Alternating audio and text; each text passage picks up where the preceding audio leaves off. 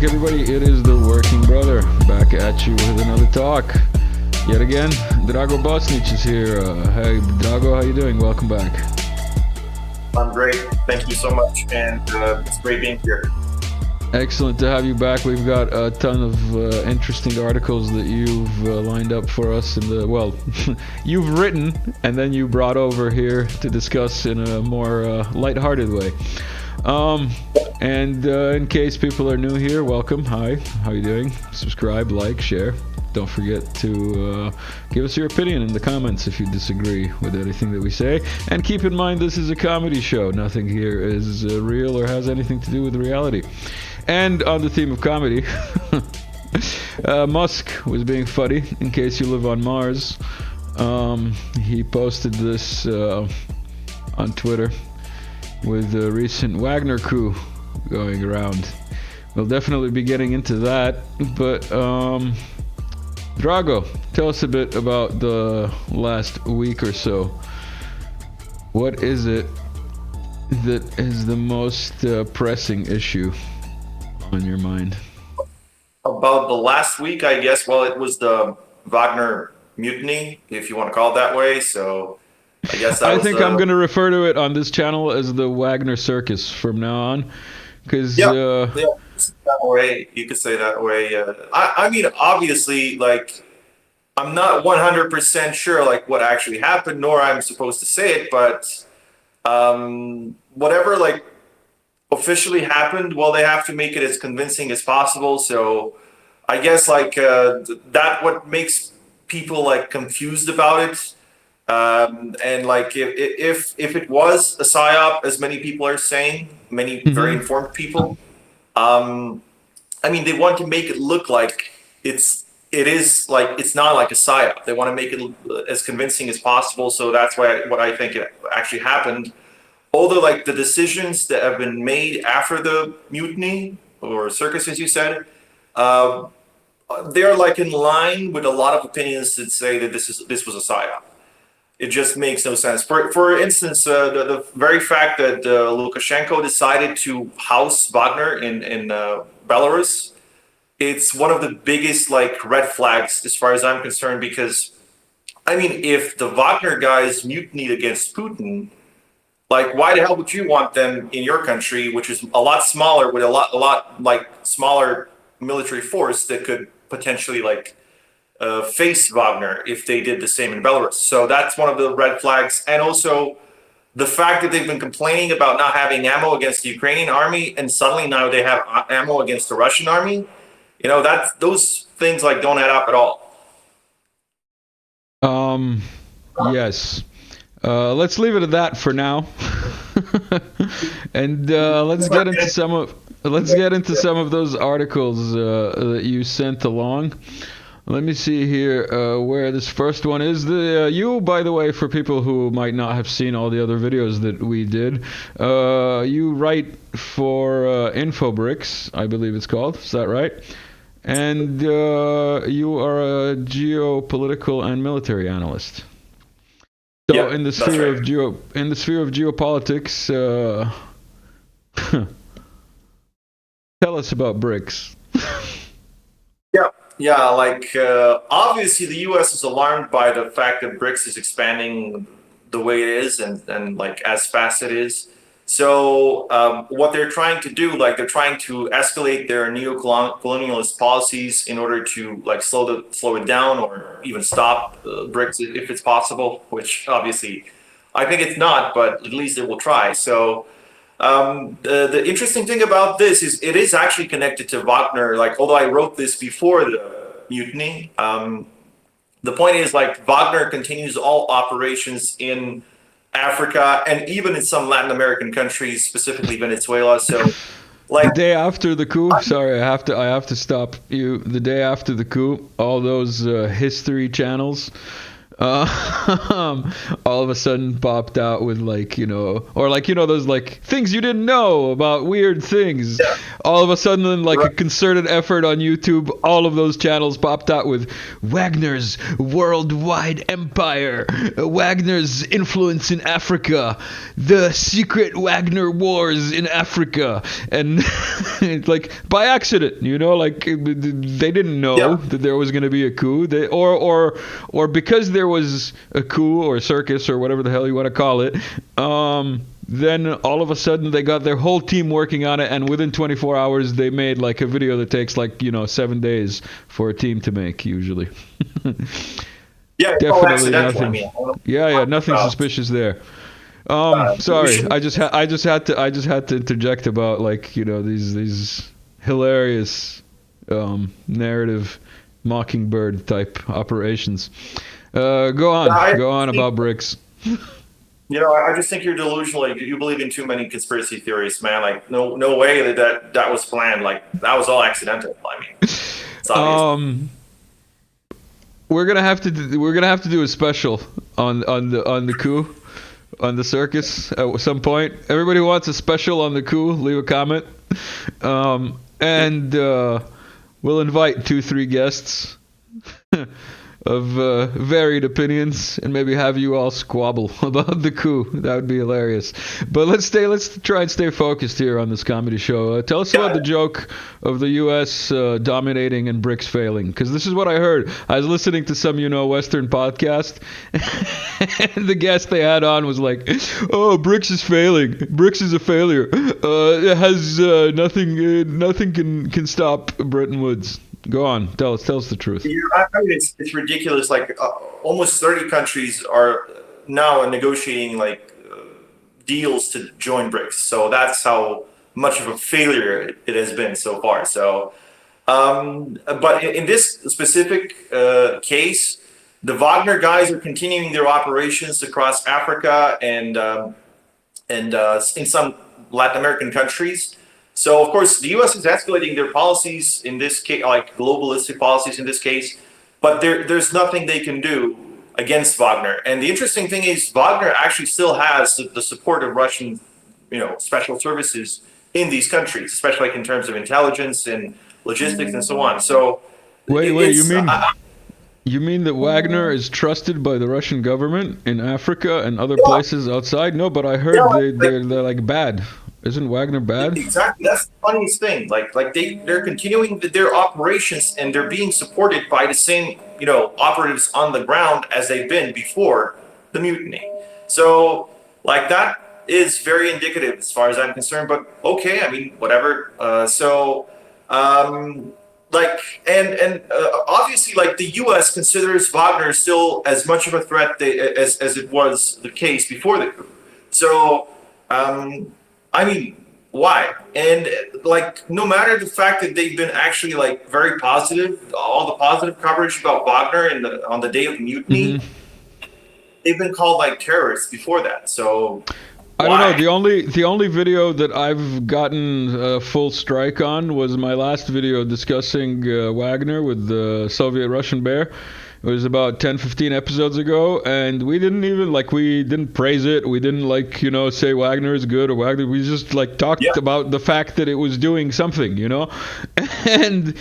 and I couldn't appeal it. There was no appeal, and it turned off my monetization. So I have no hope of this channel being monetized because I mentioned Wagner 2 weeks or 3 weeks before I was supposed to talk about Wagner, basically. So if my channel gets deleted for this repeat offense of talking about Wagner, now when everybody's second word is Wagner, basically, it's gonna be funny. Yes, check out the Patreon link in the description. Composer, I don't know what the problem is. He's a great composer. I don't know, man. YouTube is what can I say? You wrote another article about BRICS. BRICS Plus. Trojan horses, Plus, huh? Like the French? Yeah, exactly. And I've also mentioned some other countries. I didn't mention because the article will be too big. But I didn't mention like there are others. I only mentioned Indonesia and Egypt and France so far. I didn't mention some others like Egypt, for example. The U.S. You The think U.S. is Egypt could using. be a? You think Egypt could be a Trojan horse? Well, Like maybe Western not leading? not so much under the LCC government, but before Yeah, under that's. the Muslim government, they could have. Mhm. However, like there's always the possibility that the government could change or that there could be another like Arab Spring. So that is a big possibility. I mean, it's not as big as with France or Indonesia, which is why I didn't like include Egypt on this list, and also didn't have enough space, unfortunately. So, but the point is like countries like France. I mean, obviously BRICS should talk to anyone who wants to get into the organization. That's like out of the question. But Yeah, yeah. the point is, like, yeah, they have to be careful about it because uh, the West needs someone who's going to create discord within BRICS, and that could happen in terms of like the Franco-Russian relationship because I know that China wants to keep good relations with Europe, and France is a way to go for them to do that. However, like France is currently engaged in sending weapons to the EFU, and like these weapons are being used against the Russians. So obviously, like the Russians are not very happy about that, and like that's what BRICS has to be careful about. And I mentioned Indonesia as well because Indonesia actually canceled the deal to buy the SU-35S, and they bought the F-15EX, which is like, in my opinion, not a better fighter jet than the SU-35S, and it's much more Maybe it was on expensive. And discount. like, yeah, like it was on discount, so now it's only $300 million per plane. So I mean, Imagine, and made in America too, man. Made in America, America. yeah, it's America. So like, and also the logistics for it and everything else is just way off for a country which is not very rich. I mean, Indonesia, like, it's not the richest country on the planet, obviously. So like, they obviously should have chosen the more cost effective jet, which also might be like technologically more advanced. So like, why would you like do that? Why would you like cancel a deal for the SU-35S? Might be. Yeah, that's because actually, what most people don't know is that the militaries of certain countries, like for example, the Turks before 2016 or Indonesia now, have been under the control of the CIA and American services. Like these militaries of these countries were essentially formed by the U.S. So like, I mean, especially the elites. So the U.S. has a lot of influence in the armed forces of these countries, which are now trying to join the BRICS. But I think that's why BRICS has to be very careful about that. Yep, yep. Let's have a look here at what other articles you sent along. We've got like 7 or 8 to get through. Oh, yes, more leopards. Greta took those memes seriously, and she went to defend the leopards about, Russia bad, polluting and stuff. Yeah. I don't know why Yeah. was Greta there? But tell us also German prophets as the leopard too. Yeah, Each it's monster. the interesting thing is in this particular case, we all know like how leopards ended up facing the Russian advanced shovels, flying shovels, and how that ended up on the battlefield. But I find it very interesting, that the Brits were the first to insist on sending heavy armor, and now they're nowhere to be found, and neither the Americans. And like the only ones that we've seen so far in terms of heavy armor are the Leopard 2 tanks, including the 2A6, which is like a very advanced derivative of the earlier versions. So, like, why is this happening? Like, why were the Brits the first to send the Challenger 2 tanks, and now like we're seeing all these Leopards burning down? So, what's going on in this case? What I think is really going on is that the Americans and the Brits are kind of jealous that Germany has such a big like market share of heavy tanks, and the fact that Leopard 2 had a reputation of being the best NATO tank. So now what's going to happen is its reputation is going to get ruined, and like who's going to take the market share when the Germans lose it? So wait, it's British and American reverse marketing. They're like, They know all three Essentially, tanks are gonna perform basically the same, as in, the same as any tank without like proper use. It's gonna fail. And they're exactly. they're They're all sending in the Germans to die. I mean, the German tanks to get destroyed. Yeah. yeah, like obviously they have their priorities straight, set straight. So like they're gonna push Germans into doing this, like, and losing like reputation and credibility, and like they're gonna replace them. And the interesting thing is, like, they're probably expecting the F-16 when it comes in, whenever that happens, to provide like air support of some kind. So British and American tanks might actually perform better if they are like supported by jets. Like, they're not going to perform much better, but they're going to perform definitely better because they will have some sort of air support. So And you're this is calling why I me a think, like, conspiracy theorist, huh? You're calling me a conspiracy theorist, and you're telling me that these tanks are going to perform better. I got a question. From what I know, the Abrams uses the same Rheinmetall turret or something like that the other one does. Does the British one use the same as well, or the British one has a higher caliber, right? The Challenger. I think they're all like 120 millimeter NATO. So in that case, like, they're using the same ammo and the same. I'm not sure about the gun on the Challenger 2, if it's the Rheinmetall. I think it's gun, 120. I think it's 125. I saw some infographic somewhere. I think it might be 125. It's possible. Like, I'm not sure how the Challenger. Like, I don't know much about it. I do know. I mean, I'm mostly focused on the Russian military tech. So I'm not really, like, I don't really know that much about the gun used on Challenger. But I do know that NATO uses, like, the standard tank caliber for NATO is 120 millimeter, and for the Russians it's 125, or like the former Soviet Union.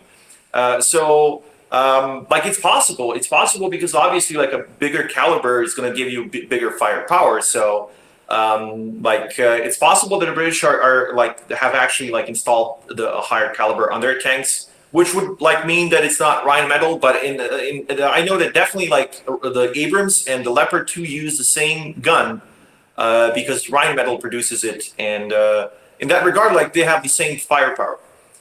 Yep. That's just part of the counteroffensive. What are the numbers that were like floating around recently in like 3 weeks? 10,000 dead for sure, like KIA not missing. Like confirmed kill. 13 to 14,000. Like, that's the number. That's the latest number I've seen, and it was like, it wasn't even like recent. It was like conclusive with the 26th of June. So like, it's been like 5 days since then, so 4 or 5 days, so that's even worse now. So yeah, not really sure. Like, as far as I'm concerned, like, all this is for optics. Like, they're trying to achieve some small victories, and that they could like film and just say, oh, we conquered a village. Doesn't matter if we lost 100 tanks and 1,000 guys. Like, and more people than the village has population, so, but doesn't matter. It only matters that we can like put a flag there and say, oh, we've conquered it. So the entire operation is all about optics. So what happens when it fails? We go nuclear? Is that what this article is about? Yeah. Like, it also ties in to what we're going to talk about later on a bit about the localized nuclear war. What I think the West is going to try, because they know that Russia can like wage a war like this for the next 100 years. They know, like, Russia's not in a hurry in this case. Like, the time is working for the multipolar world. So the Russians are not in a hurry, which is obvious, of course. It's been obvious for over a year now. So, but the West is, like, the situation with the de-dollarization and with the BRICS expanding, and with the Kiev regime not being able to, win, like, have any like major wins. They know that the time is not working for them. So I think they realize that they have to escalate now in order to like get some sort of victory and just, like, discredit Russia as a great power. So I think they're not going to really go like 100% nuclear, but they're going to try to do a localized nuclear war, and we're just going to talk about that in a minute, I suppose. I got a question. There's a narrative that I've heard on several channels that, now that this thing is happening, the SMO and the BRICS and whatever, in a geopolitical sense, the world is not actually going multipolar like everybody realizes it is. It's going back to being bipolar, as in the US is still number one and Russia is like weak number two with its a bunch of friends, and or China is weak number two. What do you have to say to the fact that it is, multipolar versus bipolar? Bipolar. Yeah, I think like in terms of it could like go back to being bipolar in terms of that you have like a multipolar world where everybody's equal, and you have the West where the US is like the dominant power. So in that regard, it might be considered like bipolar because of the ideas that are being propagated by the two sides. So the multipolar world is all about the independence and sovereignty and so on. Sorry, but I think like a psychologist would call that schizophrenic, not bipolar. Like because the US thinks it's one thing, whereas the other side is living the multipolar reality is what you're getting at. I see. The dangerous thing is that usually ends in war. Like when the ideologies are like so like divergent, like what happens most of the time in history is war. In this case, like on a global level. Although what I think could happen is that we might have an escalation of local conflicts that might like essentially be called World War III, because the great powers obviously don't want to engage in direct warfare because that's going to be a disaster for everyone. But they might try, I mean, especially the West, the political West will try to like destabilize the multipolar world by creating a lot of hotspots, like in a very short period of time, which is what we're seeing now, like in with the escalation in Syria, with like what's going on with the counteroffensive in Ukraine, and other areas, and also like the fact that they're escalating against China and the Asia Pacific, and not just Taiwan. I'm talking about like building additional bases around China. I mean, right now there are like 300 or 400 bases around China in the Asia Pacific, and they're like they just built 3 more in. You mean China keeps getting closer to like bases that America has always had forever? That's I think what you're talking about. They kind of put their country like a bit further to the west. Like I don't know what the Chinese are doing. Putin's shocking revelations, just to keep us moving, because there's a lot to get through. It's already been 20-ish minutes. Revelations? What revelations? Putin is psycho, isn't he? Yeah, the maniac Putin decided to like tell a bunch of conspiracy theories to all these presidents and premiers of the African nations. They're probably going to buy it, as all the independent people usually do. Like we all believe in conspiracy theories, and we're just crazy, I guess. But like jokes aside, seriously, what Putin did on that meeting was that he revealed that back like last year, back in March and April, the Russians and the Ukrainians actually like negotiated a peace deal, which was supposed to end the war right then and there. So that was not like there wouldn't have been war for over a year now if that deal was respected by one side that actually broke it. So what happened is that Boris Johnson, like he went to Kiev on an emergency meeting with Zelensky to essentially like tell him like don't sign the deal, don't like he actually signed the deal, but like don't go ahead with it. So like you remember how they were saying that Russia lost the counteroffensive in the north? Well, now it's revealed they haven't. They actually pulled their troops from the north because it was part of the deal. So the deal was the Russians pull out from the north, and the Ukrainians pull out from the rest of the Donbass, from the western parts of the Donbass. And the Russians, they kept up their part of the deal, and the Ukrainians, they backed out the moment the Russians went, pulled out from the north. So, like, people might say, oh, the Russians are naive, Russians are like this, Russians are like that. But the point is, like, it's been very rare for the countries or like empires, in the past to not honor deals. So it's been quite rare, like even the Mongols in the damn 13th century respected deals with other countries. So, and they were not considered civilized by Western standards. So, like, these guys expected deals made with other countries, but the political West and their vassals are not able to. I mean, that tells a lot about how civilized they are. So, Wait. About civilization of the West. What is that Serbian joke about fork? When were we using forks? Yeah, we had forks and they didn't back in the 13th century and 14th century. Yeah. I mean, it's true. It's true. Like, we were part of the Byzantine Commonwealth, and they were not. So, like, the Byzantines were more advanced, obviously. In any case, like, what I'm trying to say is like they broke the deal, and the result has been catastrophic for Ukraine because like hundreds of thousands of guys have been killed or wounded. I mean, I'm talking about life-altering injuries like losing limbs or like having injuries. I saw some article somewhere of like it being the price of freedom. 20 million lives or something like that is the projected price of freedom for Ukraine. Is that what I saw? Like if they keep with the counteroffensive as they do now, like they're going to need 16 years and 20 million soldiers to defeat the Russians. So yeah, and this to the last Ukrainian. Yeah, that's the whole point. Like that's what really is like amazing to me. That like, I mean, I know that a lot of Ukrainians are like trying to, evade conscription and just, get away from the military recruiters because they realize they're being sent to certain death. So, and I've seen, like, I'm pretty sure like people have seen the videos where these Ukrainian units get stuck, bogged down in a minefield where like a bunch of guys lose their legs in matter of minutes, and including the medic that was like supposed to go there and help them. Like the moment he jumped out of his Bradley IFV, he stepped on a damn mine, and like he lost.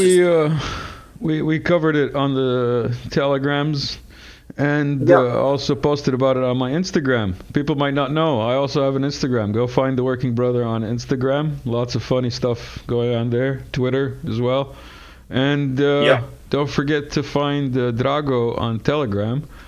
His link will be down here. NATO and internment camps. Yep. Czech president. Who is this idiot? Yeah, he had a brilliant idea that the Russians, people of Russian ethnicity living in the West, which means like not even Russian citizens, obviously, like people who are just Russians, like happen to be of Russian ethnicity, they should be treated the same as the Japanese were treated during World War II, and they were literally put in internment camps. Yeah, I know. We learned that in our history books, and we learned it as like something that you shouldn't do, and something that's racist, and something that like was an error of the judgment of the times, and it was wrong to do, and like mistreating of humans and blah blah. It's like a black stain on American history, and this guy was like, "Yes, this is a really good idea." Yep. Yeah, like the black stain on American history. Obviously, we've never done anything bad apart from that. So, jokes aside, but yeah, this guy actually said it. Like he said, "Oh, I can feel sorry," but like I want to emphasize, he said, "I can feel sorry." It doesn't mean just means he just said, "I can."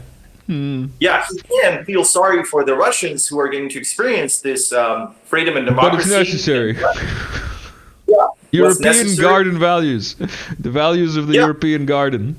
Yeah, he's literally said, that these people should be, he used a euphemism, they should be monitored intensively.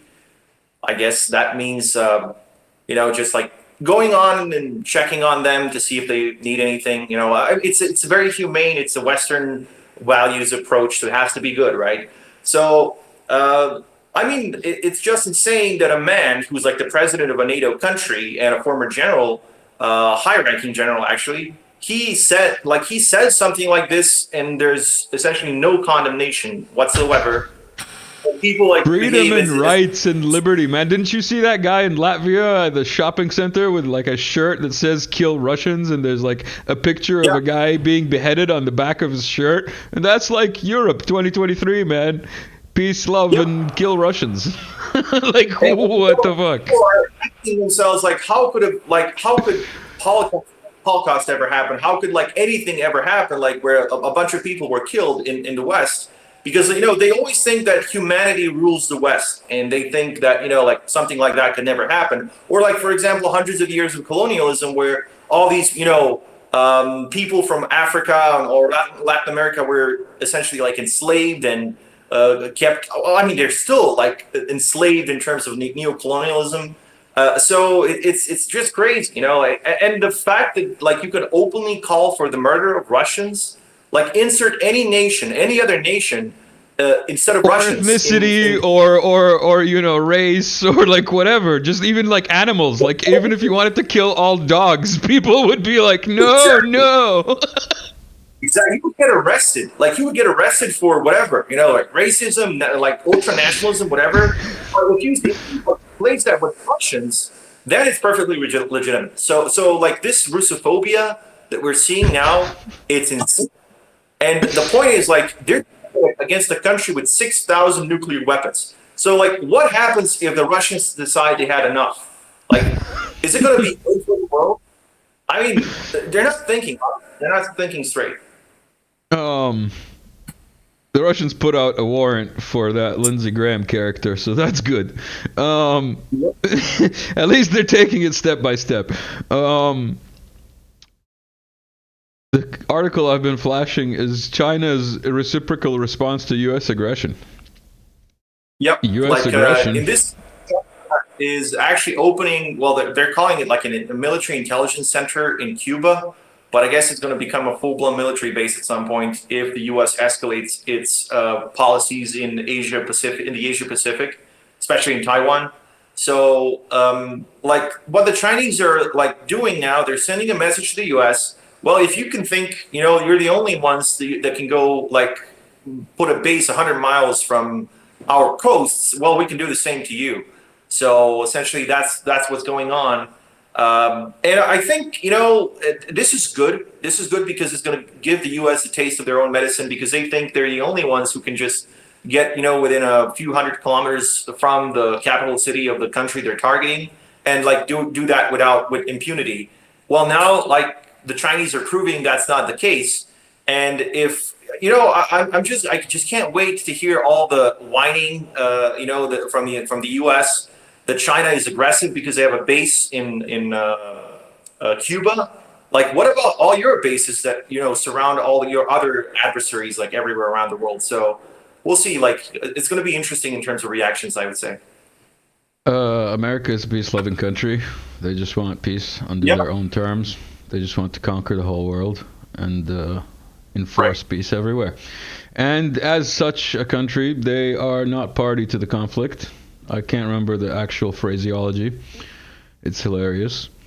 And in continuation to not being party to the conflict in Ukraine, which the Russians term special military operation, F16s are also going to be not given to Ukraine like everything else. And they're nuclear capable F16s. That's the latest I've heard, basically. Tell us more about these nuclear capable F16s. The F16s that Ukraine is going to get are partially like from the Netherlands and Belgium, and both countries actually have nuclear weapons, U.S. nuclear weapons stationed there.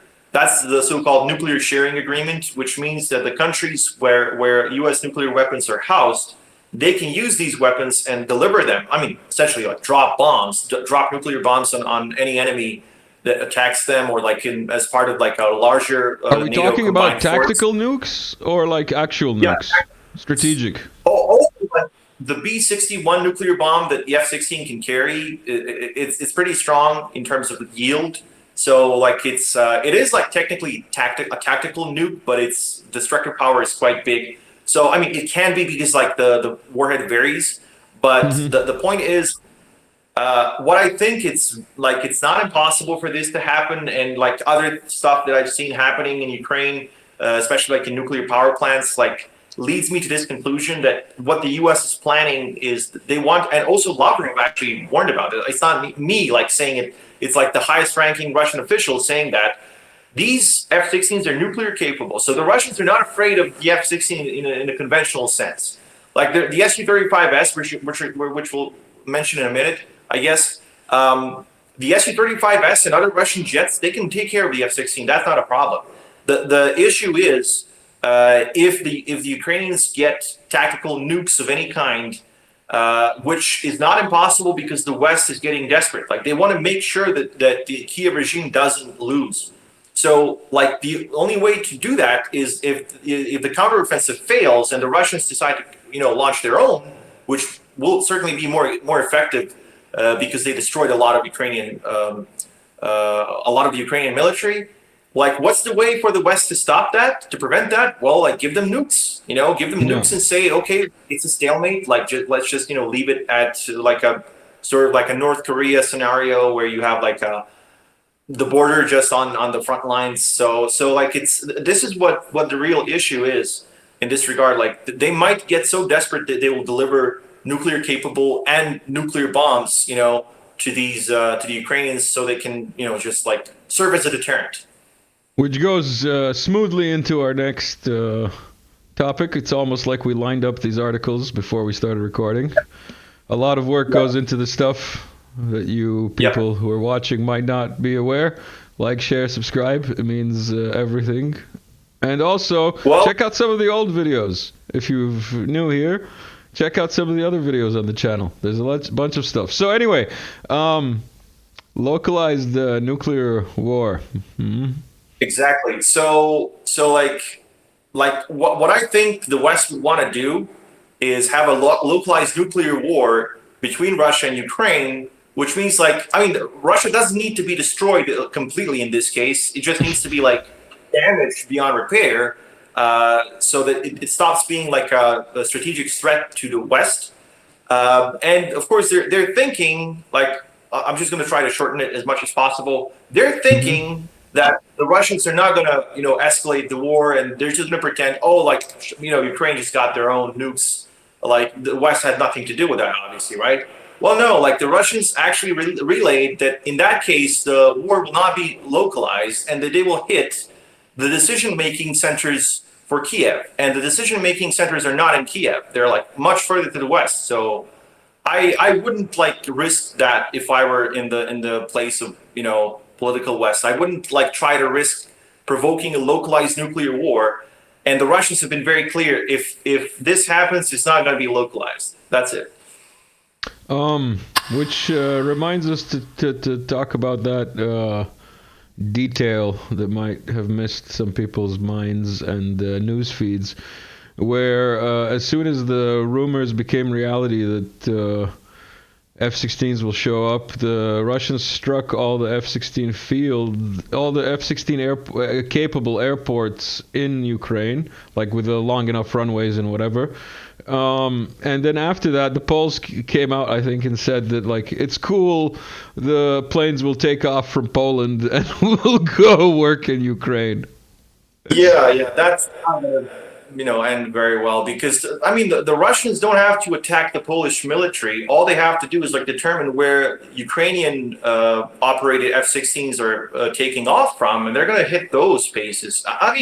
It's incredible that nobody learned anything from this war, especially like in Eastern Europe, countries like Poland. Why can't they just contemplate the fact that the Russians don't have to like invade your country or whatever? All they have to do is like launch a bunch of long-range missiles that are going to, destroy everything. It doesn't need to be nuclear at all.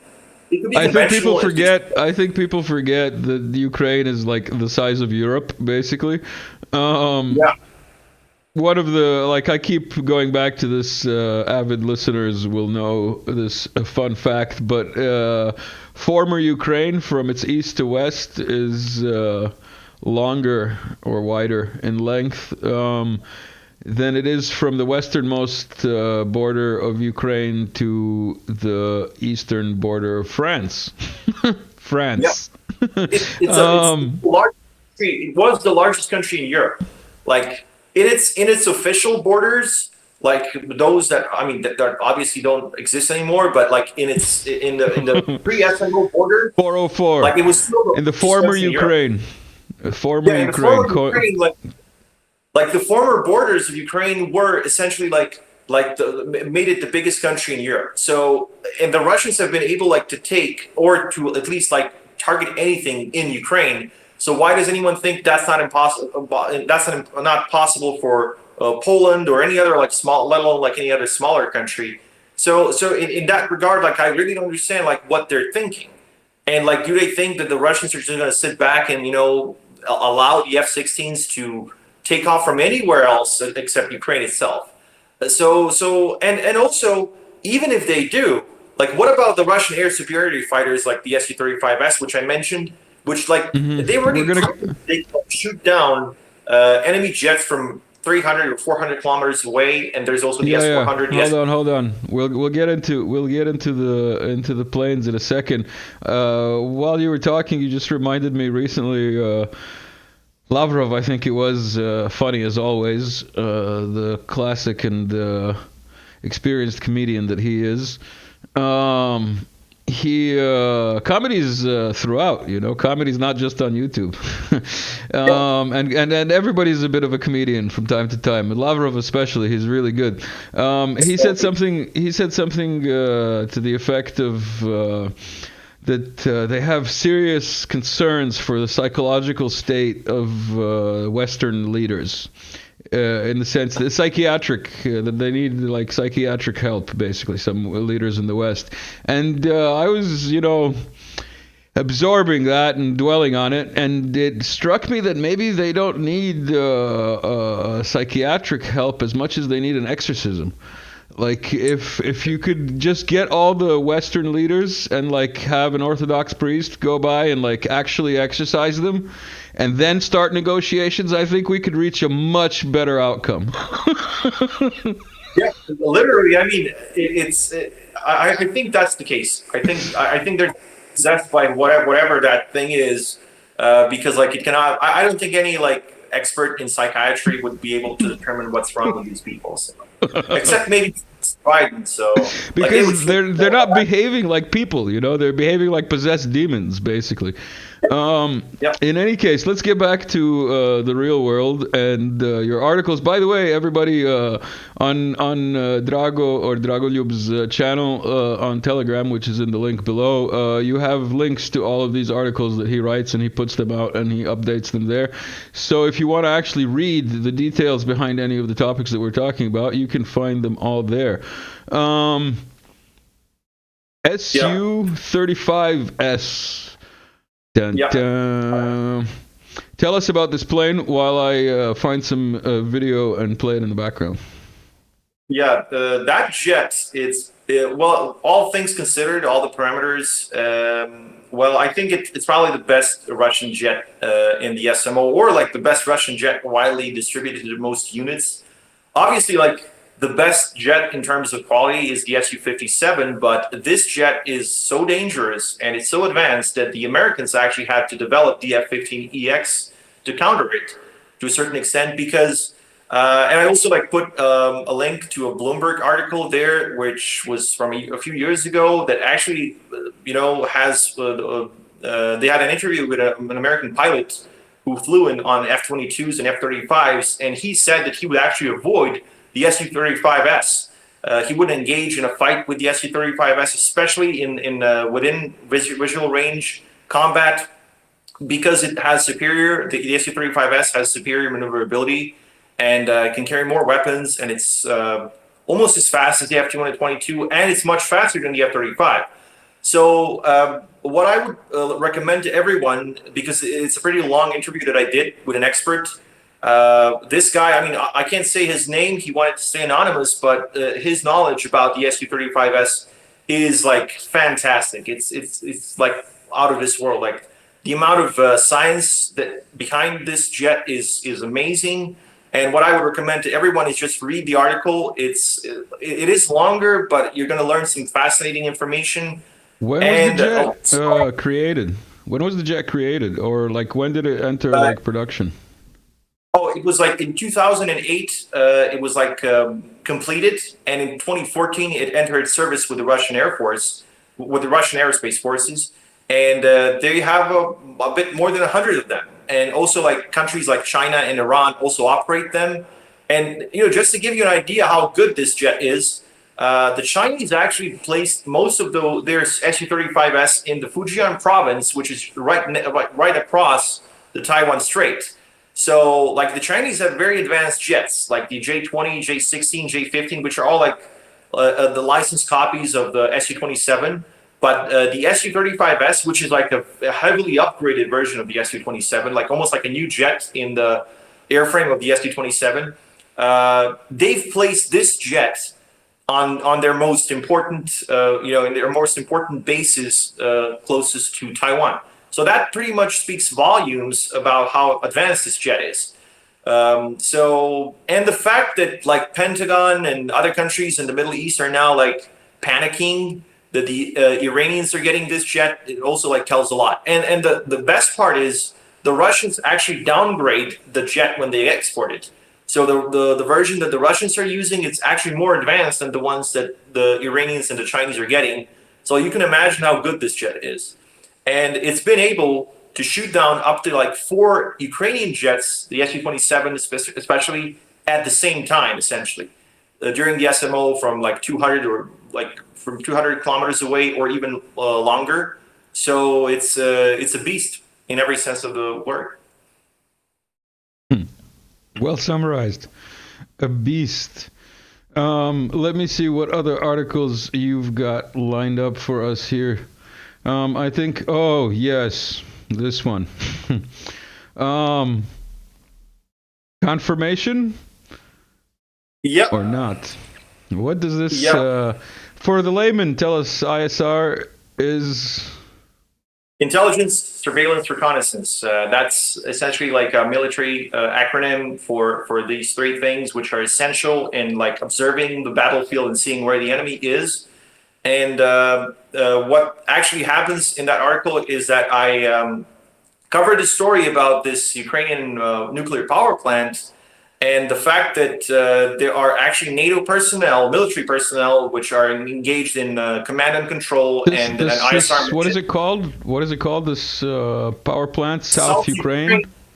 Yeah, South Ukraine nuclear power plant, and the city was built around the nuclear power plant. It's called Yuzhno-Ukrainsk, which means like southern Ukrainian city, essentially, if we're translated it from Russian and Ukrainian.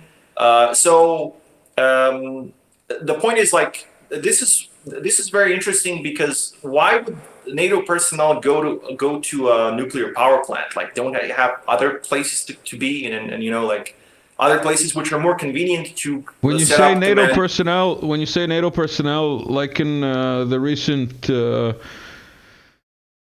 mass crazy attack on the pizzeria where all the waiters were NATO staff and they were all in military uniforms. It was like a NATO themed pizzeria where they all had waiters dressed as soldiers. That's why I just want to make it clear, like the guys that were all like the tourists that were in the Kramatorsk pizzeria, they're just grunts, like they're not really like they're not that important in terms of like decision making. Although like there were some high rank officers among them, however, they are mostly grunts. I'm talking about infantry, but these guys that are in the South Ukraine nuclear power plant, these guys are like command personnel. Like these are the guys who are like coordinating everything, the guys who are like giving all the intelligence and the ISR information to the Ukrainian army, and also they're directing attacks against the Russians. So like these are very important people. So I'm sure everyone remembers the story about that bunker that was like hit by the Russian Kinjal, and where there were hundreds of NATO personnel, command personnel killed. So essentially what happened is I think, I can't confirm this 100% obviously, but this is what I think happened. And all these personnel are now being stationed in nuclear power plants because like they realize that they cannot hide from the Russians. Like there's no bunker deep enough you can hide in, that the Russians can't reach. So what you do, you get into a nuclear power plant because you know the Russians are not going to hit that because nobody wants to irradiate himself, right? So wait, Because time out. So until now, they've been using basically civilians and pizzerias as civilian shields, and the Russians reached like, signal noise ratio where they were like, it's acceptable. Click, and